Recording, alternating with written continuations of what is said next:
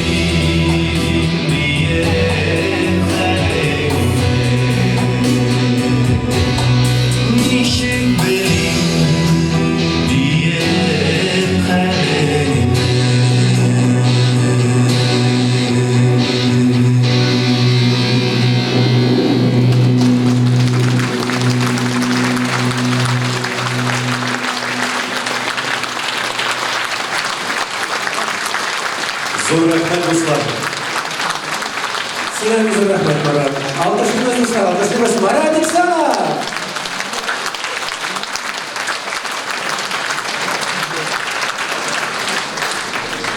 Dostlar, herkese çıkacak kompozitörümüzle çakıram sahneye. Bu benim oğlumda sonunda. Karşılamız Alifiye Yusipova!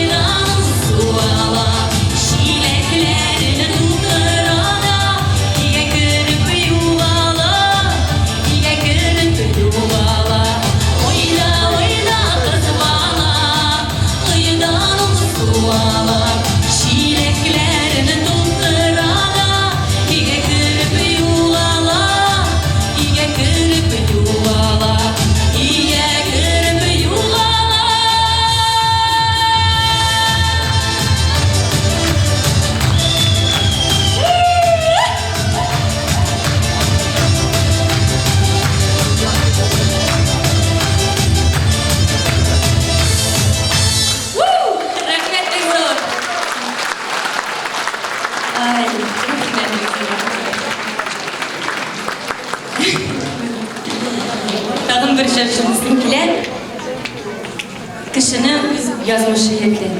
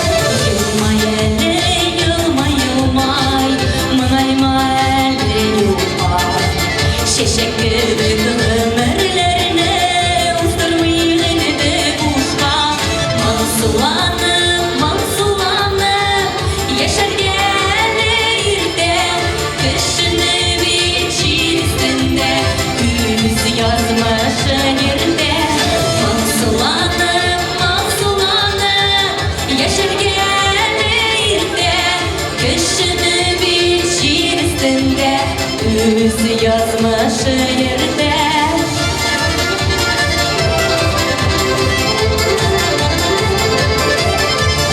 Mahturlıkka, kamillikке, ıntılık gül yakşıga. Mizgilge de tutalmışım, hey vakıtlar aşıga. Mansulanıp, mansulanıp, yaşargeliyde. Kışını biçir üstünde, üz yazmış yerde. Mansulanıp, mansulanıp, yaşargeliyde. Kışını biçir üstünde, üz yazmış yerde.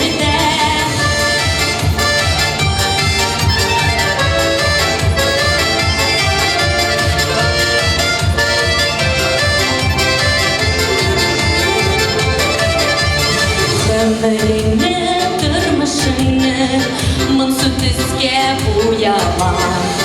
Dehit için küreşkende, üzüzünü ayama. Mansulanıp, mansulanıp, yaşar gelirde. Kışını biçir üstünde, üz yazmış yerde. Mansulanıp,